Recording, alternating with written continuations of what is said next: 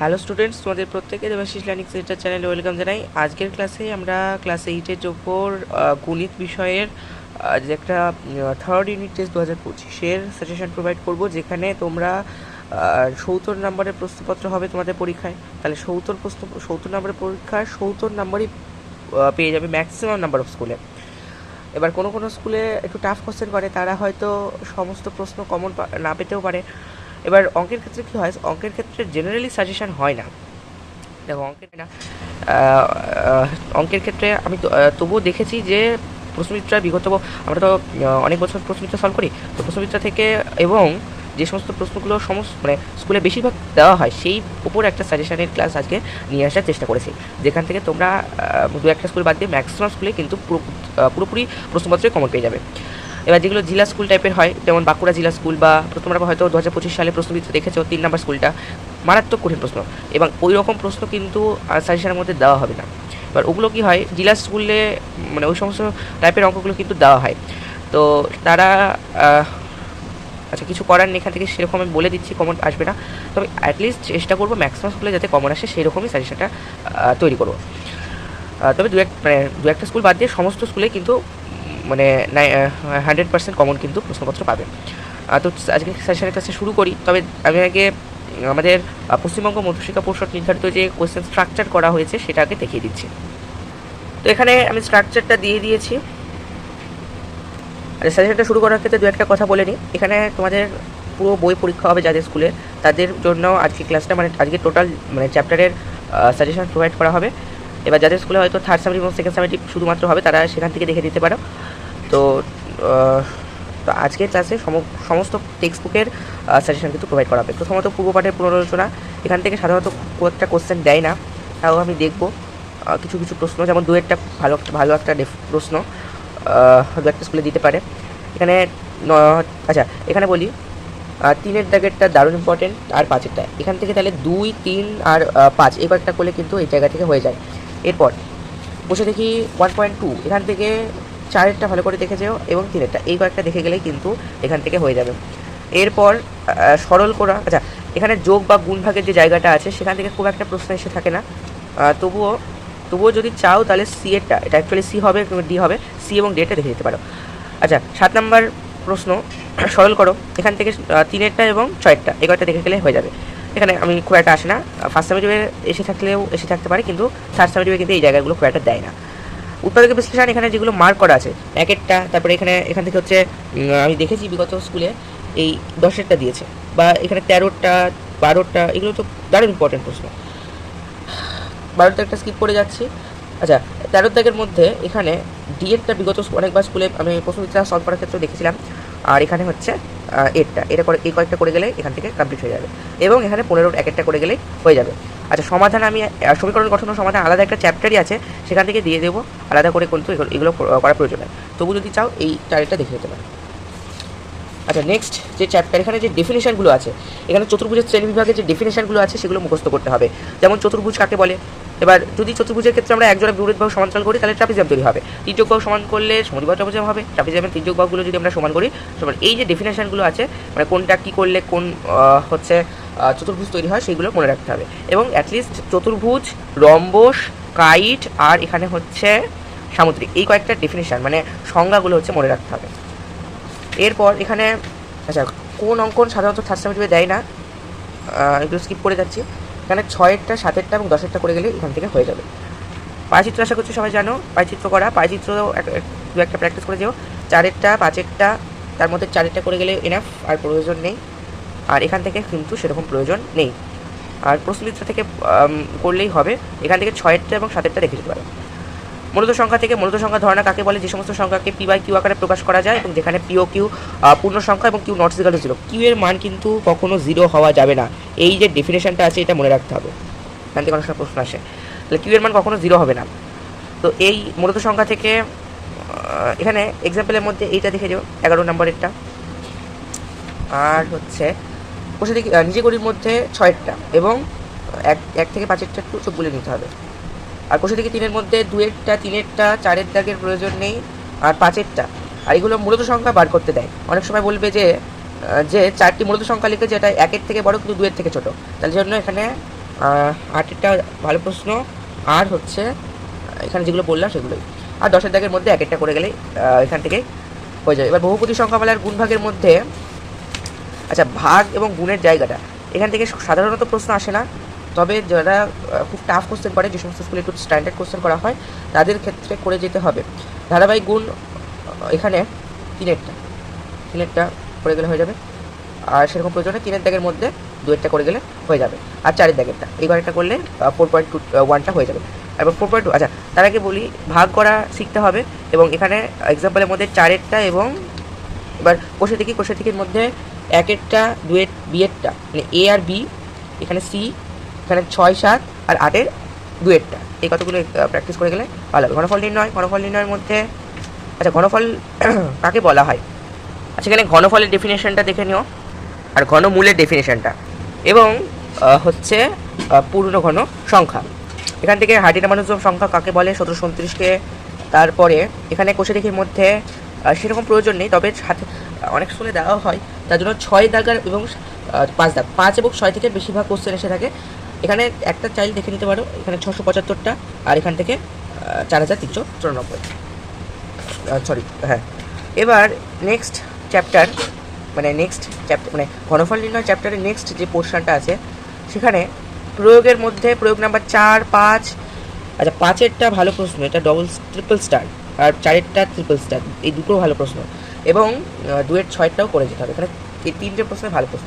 আচ্ছা এখানে যে সূত্রগুলো আছে, যে ফর্মুলাগুলো এখানে দিয়েছে, যেমন a + b তার হোল কিউবের formula, a cube + 3a square b + 3ab square + b cube, এখানে যে অভেদগুলো আছে সেগুলো কিন্তু মনে রাখতে হবে, এখান থেকে অনেক সময় প্রশ্ন এসে থাকে। অথবা কী হয় এখানে মানে অঙ্কগুলো অ্যাপ্লাই করার জন্য তো সূত্রগুলো মুখস্থ করে রাখতে হবে, তার জন্য সূত্রগুলো এখন থেকে প্র্যাকটিস করা শুরু করে দিতে হবে। খুশি থেকে 5.2 এখান থেকে হচ্ছে আচ্ছা 2-এর এগুলো এখানে অনেক সাজেশন হবে। অঙ্কের ক্ষেত্রে সাজেশনটার একটু বেশি হয়, এটা একটু জিনিস ম্যাথামেটিক্সের ক্ষেত্রে। এখানে 2-এর দাগের বি, সি, ডি, এফ, জি, এইচ, আইটা প্রয়োজন নেই, আর জে এবং কে, এই এতগুলো করতে হবে।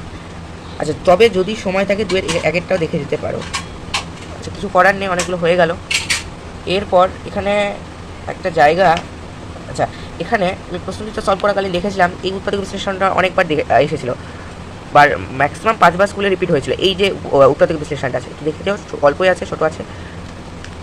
কোথা থেকে 5.3 থেকে এখানে হচ্ছে 3, 4, 5 এইগুলো দারুণ ইম্পর্টেন্ট, 3, 4, 5, তবে তার মধ্যে 5-এরটা সব থেকে গুরুত্বপূর্ণ প্রশ্ন, 5-এরটা, তবে দুটোই দেখে যেতে হবে। এখানে 3-এরটাও দেখতে হবে, 4-এরটাও দেখে যেতে হবে। তারপরে 6-এর দাগের মধ্যে আছে কি 6-এর দাগে এখানে প্রয়োজন হচ্ছে 9-এরটা, 9, 11-টা খুব ভালো, এটা অনেক স্কুলে দেয় 11 থেকে, ফার্স্ট সামেটিভ অনেক স্কুলে দিয়েছিল।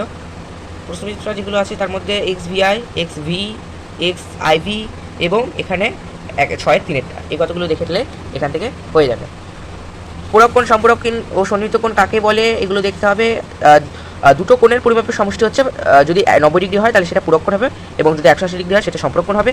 যদি দুটো কোণ নিই আমি 90 ডিগ্রি প্লাস 90 ডিগ্রি, তাহলে আমাদের 180 ডিগ্রি হবে, তাহলে এই দুটো কোণ পরস্পরের সম্পূরক কোণ। আবার যদি 45 ডিগ্রি প্লাস 45 ডিগ্রি নেওয়া হয় তাহলেও কিন্তু সেটা 90 ডিগ্রি হবে, তাহলে এই কোণ দুটো পরস্পরের পূরক কোণ। এই দুটো ডেফিনেশনগুলো একটু করে রাখতে হবে। আর তো সব এই পূরক, সম্পূরক, সন্নিহিতের মধ্যে সব থেকে গুরুত্বপূর্ণ হচ্ছে সন্নিহিত কোণ। সন্নিহিত কোণ মানে একই মানে কী হয়, পূরক কোণ, সম্পূরক কোণ, এবং তার থেকেও যেটা গুরুত্বপূর্ণ সেটা হচ্ছে সন্নিহিত কোণ। আচ্ছা যেহেতু থার্ড সামেটিভ তার জন্য কোষে দেখে কিছু দেখার প্রয়োজন নেই, তবে 9-এরটা, 10-এরটা আর হচ্ছে 11, 12, এই 9, 10, 11, 12 দেখলেই তোমার কোষে দেখি কমপ্লিট হয়ে যাবে। এরপর এখানে বিপ্রতীপ কোণ, এখান থেকে উপপাদ্য আছে, উপপাদ্যের চ্যাপ্টার, উপপাদ্যের থেকে 1 নম্বর উপপাদ্য ভালো করে দেখতে হবে। উপপাদ্য 1 নম্বর তাহলে দেখছি, অনেকগুলো উপপাদ্য আছে, 1 থেকে 13টা উপপাদ্য আছে, তার মধ্যে 1-একটা গুরুত্বপূর্ণ। প্রয়োগের মধ্যে এখানে 3 নম্বর প্রয়োগ, আর এখানে 2 নম্বর প্রয়োগ, এই কয়েকটা করলেই হয়ে যাবে। 7.1 কোষে দেখি, এখান থেকে হচ্ছে অতটা প্রয়োজন নেই, তবে 6-এরটা আসে এবং হচ্ছে 7-এরটা, তাহলে 6, 7 দেখছি। আর একটা জিনিস এখানে 6, 7 আর 10, 11 এই কতগুলো করলেই হয়ে যাবে।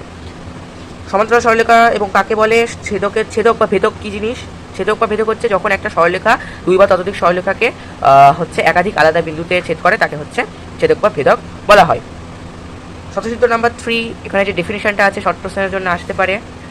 আমি শর্ট প্রশ্ন আলাদা করে বলছি না, প্রশ্নবিদ্যা থেকে শর্ট প্রশ্ন, আচ্ছা সমস্ত মানে চ্যাপ্টারে অঙ্কের ক্ষেত্রে সমস্ত শর্ট প্রশ্ন প্রশ্নবিদ্যা থেকে সলভ প্র্যাকটিস করে যাবে, তাহলেই হয়ে যাবে।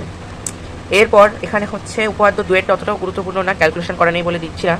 এখানে হচ্ছে প্রয়োগের মধ্যে প্রয়োগ নাম্বার 1 এবং 2, এবং এখানে কোষে দেখির মধ্যে 7-এরটা দেখে গেলেই হয়ে যাবে।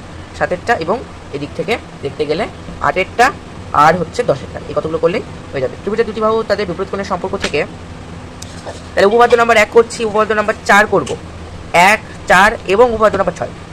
এখান থেকে তার মধ্যে 4-এরটা এবং 6-এরটা সবথেকে গুরুত্বপূর্ণ, 1-এর থেকেও সবথেকে গুরুত্বপূর্ণ এখান থেকে আসে প্রশ্ন বেশিরভাগ। প্রয়োগের মধ্যে সব প্রয়োগ করে গেলে ভালো হয়, তার মধ্যে যদি টাইম না থাকে তাহলে প্রয়োগ নাম্বার 3-এরটা, প্রয়োগ 4 আর এখানে প্রয়োগ 5-এরটা তো সব থেকে গুরুত্বপূর্ণ প্রয়োগ। 1-এরটা 2-এরটাও স্কিপ না করাটাই বেটার হবে, আমি স্কিপ করতে বলছি না, এটাও দেখে দিতে হবে। এখানে সব কটা করে গেলে বেটার, তবে স্কিপ করতে গেলে 3-এরটা খুব একটা দেয় না, এটা স্কিপ করলে স্কিপ করা যায়। আর এখানে তো 7-এরটা খুব সহজ একটা প্রয়োগ, এটা স্কিপ না করাটাই বেটার হবে। কোষে দেখির মধ্যে এখানে 5 এবং 6 এই দুটো করলে এখান থেকে আর হয়ে যাবে, আর সেরকম প্রয়োজন নেই। তৈরাশিক একটা বের করতে যায় প্রথম চ্যাপ্টার থেকে, 3-এরটা, 5-এরটা, 6-এরটা আর এবং 7-এরটা। আর নেক্সট এখান থেকে এই মানে 6 নাম্বার যে অঙ্কটা আছে উদাহরণের মধ্যে, এখান থেকে অনেক সব প্রশ্ন থাকে। এবং এখানে এখানে হচ্ছে আচ্ছা বলি, 3-এরটা, 4-এরটা, 5-এরটা, তারপরে হচ্ছে 9-এরটা, এগুলো দেখতে হবে। আর এখানে 10-এরটা এবং 12-টা, এই কতগুলো প্রশ্নবিদ্যা ম্যাক্সিমাম স্কুলে কিন্তু ছিল। শতকরা পার্সেন্টেজের মধ্যে আচ্ছা কত টাকার 15% কিন্তু বের করতে দেয়, শর্ট প্রশ্ন থাকে, যেমন 15 টাকার 5% কত, ক্যালকুলেশন করার নিয়ম হচ্ছে 15 গুণ, এবার তাহলে আমি কাটবো 5 × 100, এখানে আমি যদি কাটাকুটি করি এটা হবে আনসার। তো এই রকম কিন্তু বের করতে দেয়। এবার এখানে 3 নাম্বার যে উদাহরণের অঙ্কের মধ্যে 3-এরটা, 6-এরটা আর উদাহরণের মধ্যে 7-এরটা, আচ্ছা 7-এরটা আমি উদাহরণের মধ্যে 7-এরটা আমি কোষে দেখি থেকে দেখাই। 7-এর অঙ্কটা উদাহরণের, আর এখানে 12টা সেম অঙ্ক, শুধু একটু জাস্ট এখানে পেঁয়াজ আছে আর এখানে চিনি আছে তাই, বাট টাইপগুলো কিন্তু এক। ম্যাথামেটিক্সের ক্ষেত্রে টাইপ কমন পেলেই অঙ্ক অনেকটা হয়ে যায়। আচ্ছা এখানে 3-এর দাগের মধ্যে হচ্ছে 3-এর দাগে 3-এরটা, 4-এর দাগের মধ্যে 4-এর দাগে 3টে করাটাই বেটার হবে, বা 2-এরটা স্কিপ করা যায়, 1-এরটা 3-এরটা করলেই হয়ে যাবে। এখানে খুব একটা কোশ্চেন আসে না, তবে আমি তাও দেখেছিলাম 10-এরটা, 11-টা, 12টা, 10, 11, 12 দেখবো। আচ্ছা 9-এরটাও দেখে যাবো, 9, 10, 11, 12, 13, 9, 10, 11, 12, 13, আর এখানে হচ্ছে আমাদের দেখতে হবে 17টা এবং 18টা, এবং যে সমস্ত স্কুলে স্ট্যান্ডার্ড কোশ্চেন করে তাদের ক্ষেত্রে 19-এরটা। মিশ্রণের মধ্যে এখানে এক্সাম্পল থেকে দেখায় প্রথমে। আচ্ছা এই যে এক্সাম্পল 8 নাম্বার যে এক্সাম্পলটা আছে, এখান থেকে 10 নাম্বার এক্সাম্পল, আর এখানে রয়েছে হচ্ছে এখানে 11টা, এই কয়েকগুলো এক্সাম্পল। আচ্ছা 11টা এবং কোষে দেখি 11টা পুরোপুরি সেম অঙ্ক, তাহলে ক্যালকুলেশন করার আর প্রয়োজন নেই। তাও আমি ক্যালকুলেশনটা দেখিয়ে দিই, এখানে ক্যালকুলেশনটা দেওয়া হয়েছে।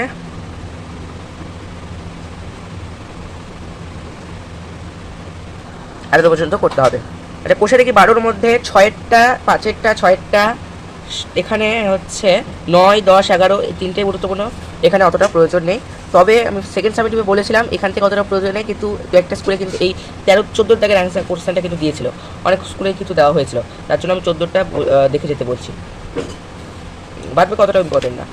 উৎপাদকের বিশ্লেষণ, এখানে উৎপাদকের বিশ্লেষণ থেকে 2-1টা দেবে, কারণ ম্যাক্সিমাম উৎপাদকের বিশ্লেষণ ঘনফল নির্ণয় থেকে দেওয়ার কথা। আচ্ছা উদাহরণের মধ্যে এই এক্সাম্পলটা খুব ভালো উদাহরণ, এখানে 13.2, এখান থেকে আচ্ছা 13.1টা বাদ চলে গেছে, এখানে যেগুলো স্টার মার্ক দেওয়া, যেমন 1-এরটা, 5-এরটা, তারপরে 8, 10, 11, 12, 15, 16, 17, হচ্ছে কোষে দিকে 13.2-এর মধ্যে 3-এর দাগে 2, 4, 6 এবং 5-এরটা, 1-এর দাগের মধ্যে 1-এরটা, 2-এরটা, 5-এরটা, তারপরে 10-এরটা, এখানে XIV, XB এবং XY, এই কতগুলো দেখে গেলে হয়ে যাবে। 2-1 দাগেরটা খুব একটা আসে না, চাইলে একটা দেখে দিতে পারো 2-এরটা। এরপর লসাগু কষাগু থেকে একটা থাকবেই, এখানে আমি ডাইরেক্ট কোষে দেখিতে চলে যাচ্ছি, এক্সাম্পলে যাচ্ছি না। তাহলে প্রশ্নবিচিত্রে যে শর্ট প্রশ্নগুলো আছে সেই শর্ট প্রশ্নগুলোকে দেখে যাবে, তাহলে এই লসাগু গসাগুর কনসেপ্টটা অতটাও ক্লিয়ার হয়ে যাবে। কোষে দিকের মধ্যে আচ্ছা আমি ডাইরেক্ট 3-4-এ আসছি। এখানে বিগত স্কুলে আমি দেখেছি এই 9-এরটা এসেছিল, 9-এরটা, তারপরে 8-এরটা, এগুলো দারুণ ইম্পর্টেন্ট প্রশ্ন। 11 দারুণ ইম্পর্টেন্ট। তারপরে 4-এর দাগের মধ্যে এখানেও সেম কাজ, মানে 4-এরটা, তারপরে 7-এরটা, 8-এরটা এবং 9-এরটা, এই কতগুলো দেখবো। এবং 5-এর দাগের মধ্যে 5, 1 এবং 4। আচ্ছা আচ্ছা এগুলো হয়ে গেল। সরলীকরণ থেকে এখানে কোষে থেকে নয়, নিজে গণিত 15.1-এর মধ্যে 1, 2, 3, 4 সবগুলো দেখেছো। এখানে এই এক্সাম্পলটা একটু দেখে চোখ বুলিয়ে নিও, দেখো কয়েকটা বেশি বড় নাই, একটু দেখে যেও, বাই চান্স চলে আসলে করে আসতে পারবে। কোষে থেকে 15-র মধ্যে আমি এখানে দেখাই, এখানে 2-এর দাগের মধ্যে 4-এরটা, 6-এরটা এবং 5-এরটা, 3-এর দাগের মধ্যে 6-এরটা ভালো প্রশ্ন, 6-এরটা, তারপরে 7-এরটা, 8-এরটা ভালো প্রশ্ন, 10-এরটা তো সব থেকে ভালো প্রশ্ন। এইখানে যতগুলো অঙ্ক আছে তার মধ্যে সব থেকে গুরুত্বপূর্ণ 10-এরটা, এবং এখানে 11-টাও বিগত অনেক বছর দেখে এসে কি আসছিল, আর সেতটা প্রয়োজন নেই। তবে যে সমস্ত স্কুলে স্ট্যান্ডার্ড কোশ্চেন করে তাদের ক্ষেত্রে এই প্রশ্নটাও দেখে নিতে হবে। 16 নম্বর উপপাদ্যের চ্যাপ্টার, এখানে 7 নম্বর উপপাদ্য, তাহলে 1 নাম্বার, 4 নাম্বার, 6 নাম্বার এবং 7 নাম্বার এই কয়েকগুলো দেখতে হবে, এবং 8 নম্বর উপপাদ্য। তারপরে কোষে দেখি, তার আগে প্রয়োগের মধ্যে 1-এরটা, 2-এরটা এবং এখানে 4-এরটা। তবে যদি এক্ষেত্রে 2-এরটা খুব একটা টাফ মনে হয় ছেড়ে দিয়ে অসুবিধা নেই, তোমরা অপশান তোমরা পাবে, এমনটা নয় অপশান পাবে না, অপশান কিন্তু অবশ্যই পাবে, ছেড়ে দিলে খুব একটা অসুবিধা আশা করি হবে না। তবে যদি সময় পায় দেখবে, কিন্তু এটা কিন্তু দারুণ ইম্পর্টেন্ট একটা প্রয়োগ। আর 1-এরটা, 4-এরটা সব থেকে গুরুত্বপূর্ণ। এখানে 16.1-এর মধ্যে 3-এরটা আর খুব একটা দরকার নেই, তবে কনসেপ্টগুলো মনে রাখতে হবে, কারণ এখান থেকে অনেক সময় শর্ট প্রশ্ন এসে থাকে। এরপর এখানে 8 এবং 9, 11, 12 এই কতগুলো করলেই হয়ে যাবে, আর 15 আর 18 এই কতগুলো দেখলেই কিন্তু এখান থেকে কমপ্লিট হয়ে যাবে। উপপাদ্য নাম্বার 9 এবং উপপাদ্য নাম্বার 10, তবে উপপাদ্য নাম্বার 10-এর থেকে উপপাদ্য নাম্বার 9টা করাই বেটার হবে, 10-এর ততটা গুরুত্বপূর্ণ নয়। প্রয়োগের মধ্যে এখানে আচ্ছা এগুলো তো সহজ প্রয়োগ, খুব একটা ইজি প্রয়োগ, ছোটো ছোটো সবগুলো করে যাও। 8-এরটা তো সবথেকে গুরুত্বপূর্ণ এখানকার, আর এখানে যদি চাই তাহলে 10-এরটা করে যেতে পারো। আর এখানে আমি এখান থেকে একটা করতে বলছি না, কারণ এখান থেকে খুব একটা আসে না, তবে 10, 11টা করবে এবং 3-এরটা চাইলে দেখে দিতে পারো। সময় কার্যের অঙ্ক, সময় কার্যের অঙ্কের মধ্যে এক্সাম্পলের মধ্যে এখানে 6 নাম্বার এক্সাম্পলটা দারুণ ইম্পর্টেন্ট। তারপরে 4-এরটা ভালো প্রশ্ন দিয়েছে এখানে, 17.1-এর মধ্যে 9, 10, তারপরে 8-এরটা এবং 2-এরটা এই কতগুলো করলেই হয়ে যাবে। এক্সাম্পলের মধ্যে 7.2, 7.4 এই কতগুলো দেখলে হয়ে যাবে। আমি ডাইরেক্ট এক্সাম্পলে আসি, তার আগে 11 দাগের এক্সাম্পল, এটাও কিন্তু দারুণ ইম্পর্টেন্ট প্রশ্ন।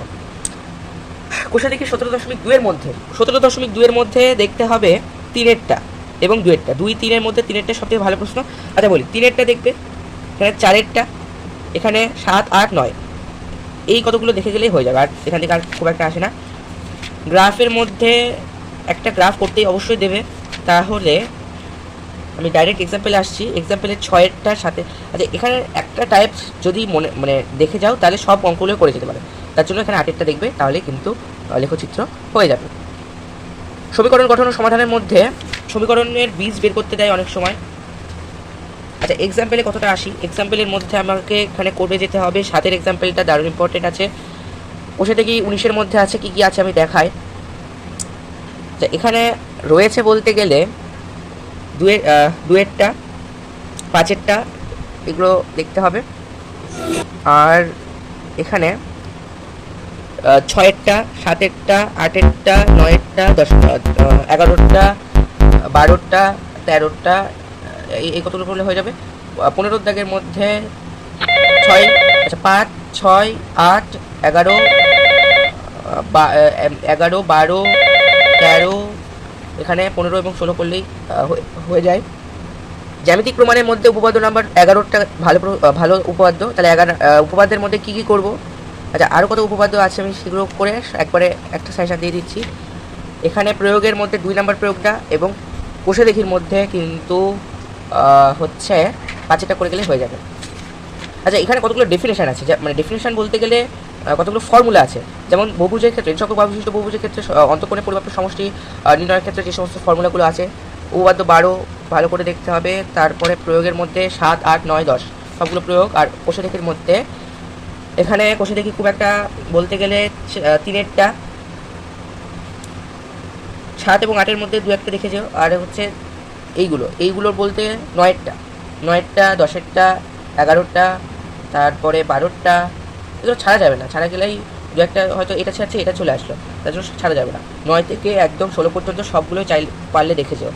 স্কিপ করতে যদি ইচ্ছে হয় তাহলে 15 এবং 14টা স্কিপ করতে পারো। এরপর 13 নম্বর উপপাদ্যটা ভালো উপপাদ্য। এই উপপাদ্যটা থেকে অনেক সময় শর্ট প্রশ্ন এসে থাকে, হয়তো বলে দিল যে সরলরেখার বহিস্থ যে কোনো বিন্দু থেকে ওই সরলরেখা পর্যন্ত যে সমস্ত সরলরেখা অঙ্কন করা যায় তাদের মধ্যে কোন দৈর্ঘ্যটা সবথেকে ক্ষুদ্রতম, এখানে আপনার আনসার লম্ব দৈর্ঘ্য। তাহলে উপপাদ্যের মধ্যে করবো কী আরেকবার রিভিশন করে নিই। 1 নাম্বার, 4 নাম্বার, 6 নাম্বার, 7, 8, 9, 10-একটা প্রয়োজন নেই, 11, 12 আর 13 এই কতগুলো 9টা উপপাদ্য করে যাও, তাহলে হয়ে যাবে। ছাত্রছাত্রীদের একটা নিয়ে সমস্যার প্রয়োগ, আশা করি এখান থেকে প্রয়োগ দেবে পরীক্ষায়। 11টা স্কিপ করে যাচ্ছে, খুব একটা ইম্পর্টেন্ট না। ত্রিভুজ অঙ্কনের অনেকগুলো কনসেপ্ট আছে, মানে প্রসেস আছে, সেগুলো থেকে কোষাদেখি চলে যায়। এখানে দুটো তো অঙ্ক, দুটোই করে যাও। সমান্তরাল সরলরেখার ক্ষেত্রে ক্লাস 8-এ 3টে প্রসেস আছে। এক হচ্ছে একান্তর কোণ থেকে অনুরূপ কোণ থেকে, আর একটা ছিল সামান্তরিক থেকে। তার জন্য এই প্রসেসগুলো দেখে যাও মেন কথা। এবং যদি কোষাদেখির মধ্যে দেখতে ইচ্ছা হয় 2-একটা করে গেলে, কিন্তু 2-একটা এবং 3-একটা করে গেলে হয়ে যাবে। প্রদত্ত সরলরেখাকে সমান 3, 4, 5টা ভাগে বিভক্তের মধ্যে, আচ্ছা আমি উপপাদ্যে কোষাদেখির মধ্যে চলে আসছি। কোষাদেখির মধ্যে আমাদেরকে দেখতে হবে সেটা হলো 4-এরটা এবং 5-এরটা। আর কিন্তু অঙ্ক সেরকম কিন্তু করে গেলেই আমাদের ক্লাস কমপ্লিট হয়ে যাবে। তাহলে আজকে আমরা অঙ্কের সাজেশনটা প্রোভাইড করলাম। আজকের সাজেশনের ক্লাসটা ভালো লেগে থাকলে আমাদের দেবশ্রী লার্নিং সেন্টার চ্যানেলটাকে সাবস্ক্রাইব করে পাশে বেল আইকন অপশনটাকে ক্লিক করে রাখবে, যাতে আমাদের কোনো সাজেশন রিলেটেড কোশ্চেন, মানে সাজেশন রিলেটেড কোনো ভিডিও যদি আপলোড হয় তাহলে সবার আগে তোমাদের স্ক্রিনে কিন্তু চলে যাবে। এবং ভিডিওটাকে যদি ভালো লেগে থাকলে, আজকের ভিডিওটা ভালো লেগে থাকলে একটা লাইক করবে। এবং আর যদি সাজেশনগুলো সব ফলো করতে পারো 100% 70 কিন্তু পাবে। All the best for your exam.